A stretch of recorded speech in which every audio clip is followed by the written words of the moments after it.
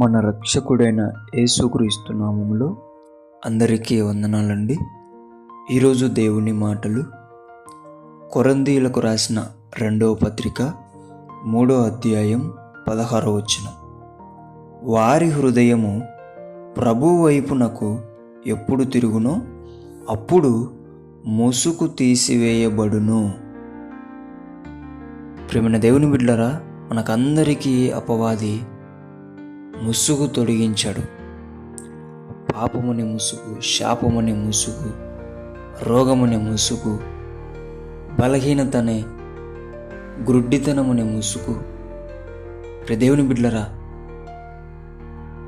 దేవుడు చక్కగా మాట్లాడుతుంటే దేవుడు మాట్లాడే మాటలు మనకు అర్థమవో. ఎందుకు? ముసుగులో ఉన్నావు. చక్కగా దేవుని ఆరాధిస్తుంటే ఆరాధించలేని పరిస్థితి. ఎందుకు? ముసుగుతో కప్పబడి ఉన్నావు. చక్కగా ప్రార్థన కూటములు జరుగుతున్నాయి కానీ వెళ్ళలేకున్నాం. దేని వలన?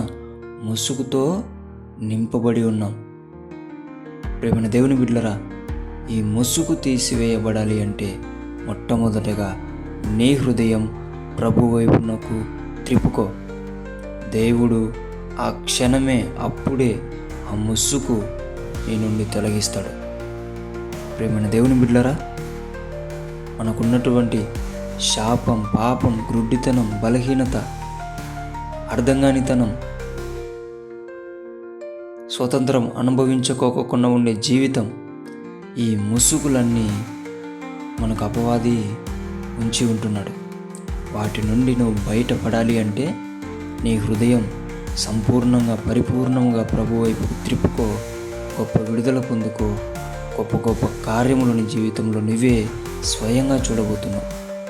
ప్రేమైన దేవుని బిడ్డలారా, ఇంకా ఎవరి హృదయం అయితే దేవునికి ఇవ్వలేదో, ఆయన వైపు త్రిప్పుకోలేదో, ఇప్పుడే ఈ క్షణమే, అయ్యా నా హృదయం నీ వైపు త్రిప్పుకుంటున్నానయ్యా, నాకున్నటువంటి ముసుగును తొలగించండి అయ్యా అని మొరపెట్టండి. దేవుడు గొప్ప కార్యం మీ జీవితాలలో చేయునుగాక. ఆమేన్. ప్రార్థిద్దాం. దేవా, మీకు వందనాలు, స్తోత్రాలనైనా.